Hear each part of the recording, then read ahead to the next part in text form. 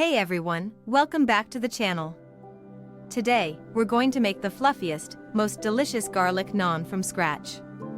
Trust me, once you try this, you'll never want to buy store-bought naan again. Start by activating your yeast. In a small bowl, add 2 teaspoons of active dry yeast to a 1/4 cup of warm milk and stir in 1 teaspoon of sugar. Let this sit for about 5 minutes, and you'll notice it will get bubbly and frothy.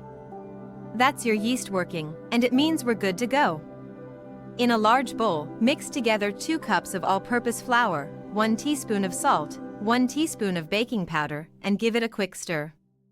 Now, make a little well in the center and pour in the activated yeast mixture, 2 tablespoons of yogurt, and 2 tablespoons of melted butter.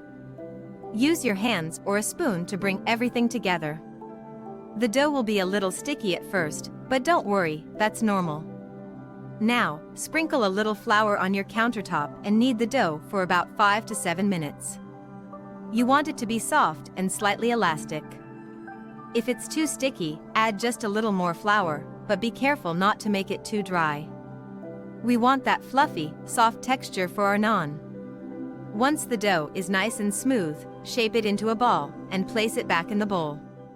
Cover it with a damp cloth and let it rise in a warm place for about 1 to 1.5 hours, or until it's doubled in size.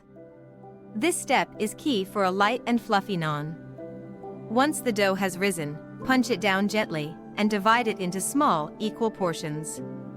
You should get about 6 to 8 balls, depending on how big you want your naan. Now, roll each ball into an oval or teardrop shape. It doesn't have to be perfect, we're going for rustic here.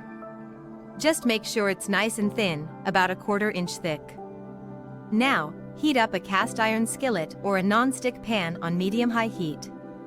Once it's nice and hot, brush one side of your naan with a little olive oil or ghee, and place it oil side down on the pan. Cook for about 1 to 2 minutes until you see bubbles forming on the top. Then, flip it over and cook for another 1 to 2 minutes. You'll see some beautiful brown spots form on both sides, which means it's ready. Here's where the magic happens: garlic butter. While your naan is still hot, brush it generously with melted butter mixed with finely chopped garlic. You can also sprinkle some fresh cilantro on top for that extra pop of flavor. Repeat the process for the rest of the dough balls.